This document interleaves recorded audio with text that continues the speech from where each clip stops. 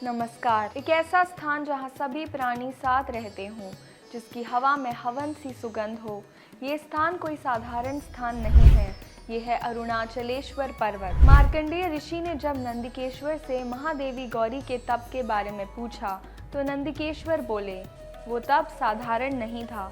मैं जितना इस तप के बारे में जानता हूँ, उतना आपको विस्तार से बताता हूँ। नंदिकेश्वर जी ने बताया, जब दक्ष के यज्ञ में अपमान से आहत होकर देवी सती ने अपने शरीर का त्याग किया, तब संसार हिल गया।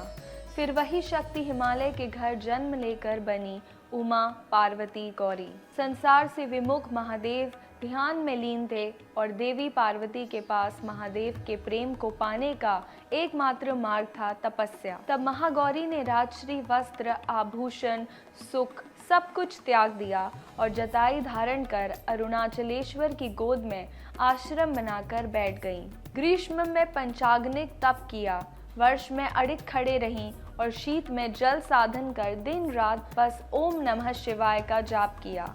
कहा जाता है, देवी पार्वती ने महादेव को प्रसन्न करने के लिए अपनी श्यामल काया को त्याग कर उन्होंने गौर वर्ण पाया और जहाँ वो त्वचा गिरी, तब वहाँ महाकाली प्रकट हुई। महादेवी गौरी की इतनी कठोर तपस्या को देखकर अंत में महादेव मान गए और देवी की तपस्या सफल हुई और शिव शक्ति का पुनर्मिलन हुआ। तभी से अरुणाचलेश्वर पर्वत त्याग और प्रेम का प्रतीक बना और सृष्टि का संतुलन पुनः स्थापित हुआ।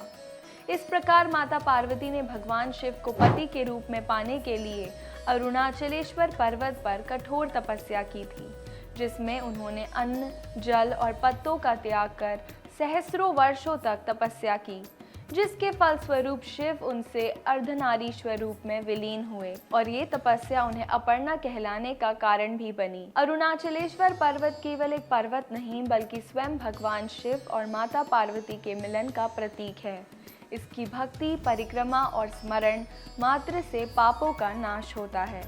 जब भी आप दक्षिण भारत की यात्रा पर जाएं, तो भगवान शिव के इस रूप का दर्शन जरूर करें और ऐसी ही मंदिरों से जुड़ी जानकारी के लिए हमारे चैनल दिव्य सनातन को फॉलो करें। ओम नमः शिवाय। धन्यवाद। नमस्कार।